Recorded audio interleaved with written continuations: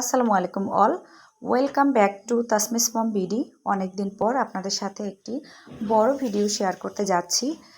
তো এটি ছিল দু একদিন আগের ভিডিও। তো সেদিন হঠাৎ করে খুব খারাপ লাগছিল, ভালো লাগছিল না রান্না করতে। আমার মনে হয় সব আপুদেরই এমন লাগে, মাঝে মধ্যে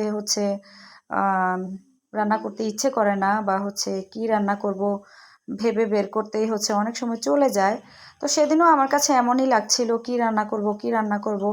যাক, অনেক ভেবে চিন্তে বের করেছি, আর খুব অলস লাগছিল যে আজকে রান্না করতেই ইচ্ছে করছিল না। তো অনেক ভেবে চিন্তে বের করলাম আজকে কি রান্না করব। তো সেই চিন্তা থেকেই চুলাতে প্রথমে কড়াই বসিয়ে দিয়েছিলাম। এরপরে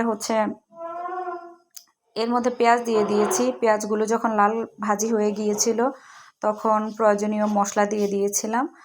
তো রান্না করছিলাম সেদিন ব্রয়লার মুরগি। আমরা জানি ব্রয়লার মুরগিটা সাধারণত আমরা সকলেই ভেজে খাই বা ভেজে খেয়ে অভ্যস্ত।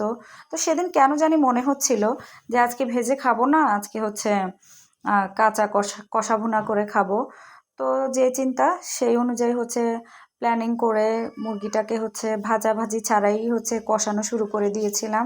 এই তো দেখতেই পাচ্ছেন, সব মশলা দিয়ে তেলের মধ্যে বেশ ভালো করে কষিয়ে নিয়েছিলাম। কষানোর পরে মুরগির মধ্যে দিয়ে দিয়েছিলাম কিছু আলু, কারণ আমার ঘরে তরকারি মানেই আলু। আমার বাচ্চারা আলু খুব পছন্দ করে, আপনাদের ভাইও খুব পছন্দ করে, আর সাথে আমি তো আছি, এটা বলা বাহুল্য।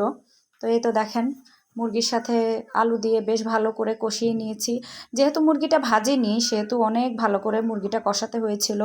তো আলটিমেটলি অনেকক্ষণ কষিয়ে ভাজা ভাজা করে নেওয়ার পরে মুরগির মধ্যে ঝোলের পানি অ্যাড করে দিয়েছিলাম।